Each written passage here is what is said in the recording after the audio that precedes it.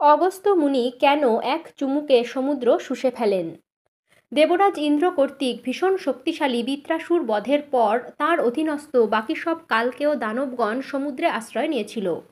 সারাদিন তারা সমুদ্রের ভিতর লুকিয়ে থাকত এবং রাত হলে বাইরে বেরিয়ে মানুষকে আক্রমণ করত। তাদের অত্যাচারে পৃথিবীর মানুষ অতিষ্ঠ হয়ে উঠল।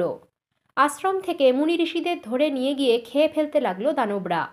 বশিষ্ঠ মুনি, চ্যবন মুনি এবং ভরদ্বাজ মুনির আশ্রমের কয়েকশো মুনিকে খেয়ে ফেলল তারা।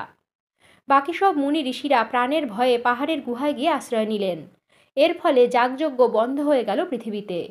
দেবতারা অনেক চেষ্টা করলেন অসুরদের আটকাতে, কিন্তু তারা কখন আসে কখন সমুদ্রে লুকায় তা ধরতে হিমশিম খেয়ে গেলেন দেবগণ।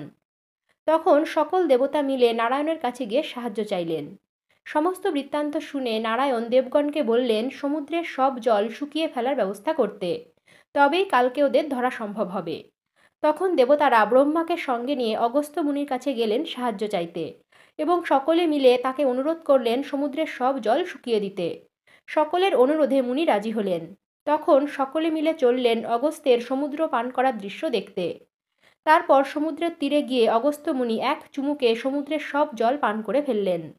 তখন কালকেয়গণ আর লুকানোর জায়গা না পেয়ে বার হয়ে পড়ল। অমনি দেবতারা ঘিরে ধরে তাদের হত্যা করলেন।